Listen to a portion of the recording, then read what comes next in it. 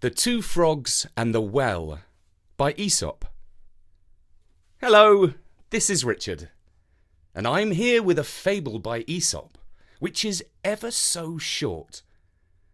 As it's such a teeny-weeny squib of a tale, there's time to tell it to you in three forms: a story, a poem, and a song. First, the story. It was hot. It was so terribly hot that the trees were sweating. The ponds were empty. The wells were dry. The ducks were thirsty. Now, there were two frogs who were so parched that the younger one said, "Ribbit, any more of this heat and we're going to shrivel up so small that we'll be tadpoles again." The old frog croaked back, "Ribbit, if we don't find a well with some water in it, we're going to die." And so they both decided that their only chance was to search far and wide until they found a better place to live. And so off they hopped over the fields and far away. At last, just as their legs had the final bit of energy in them, they found a well. "Ribbit, this better have a few drops left, or that's it for us," said the older frog. They both peeped over the edge, and lo and behold, lovely water that was deep, deep, deep. In they both tumbled, head over heels, and drank their fill. The young frog exclaimed, "Ribbit, oh my, this is the life! Let's stay in here in this well forever." But the older one shook his head and said, "Ribbit, no, dear boy. It is wiser to climb out of this well right away. For if the hot weather continues, the water here will sink down, and we shall go lower down too. And what do you think will happen?" "Ribbit, it will all dry up," suggested the young frog. "Ribbit, yes. And then what shall we do?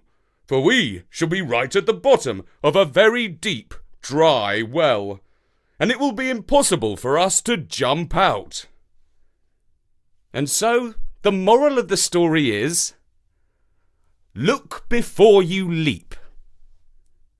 And that was the story of The Two Frogs and the Well by Aesop. Now, in the 19th century, an English poet called Geoffrey Taylor turned the fable into verse. I thought you might like to hear his poem. The Two Frogs by Geoffrey Taylor. The day was hot, the heat was dire, enough to make a post perspire. The ponds were empty, pumps were dry, the ducks were thirsty, so was I. Two frogs resolved, quite right I think, to take a tour in search of drink. And long they sped them on their way, and many a dangerous leap had they. But there appeared a well at length, which both approached with failing strength. And when they gave an anxious peep, alas, was 20 fathoms deep. "Well," said the youngest, "let's descend." "No," said the other, "youthful friend, for should the water dry here too, I ask thee, what we then should do?" Deep was the well. Not quite so deep our moral lies. Look ere you leap. And that was The Two Frogs by Geoffrey Taylor. And now, as you may know, although Aesop was Greek, many of his fables originated in India. We thought you might like to hear a little Indian song about a frog jumping into a well. It's sung in Hindi by Story Nori's Jana Elizabeth.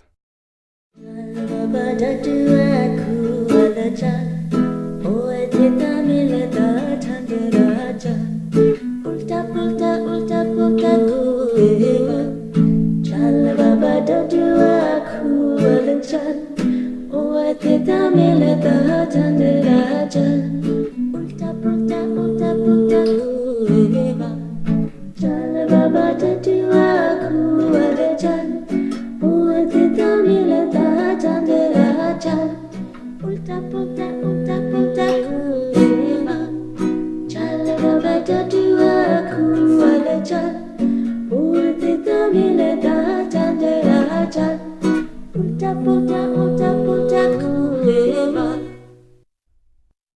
And that was the traditional Indian song called Baba Dadua, sung by Jana Elizabeth. I hope you've enjoyed our variations on the ancient tale of the two frogs. For now, from me, Richard Scott at storynori.com, ribbit!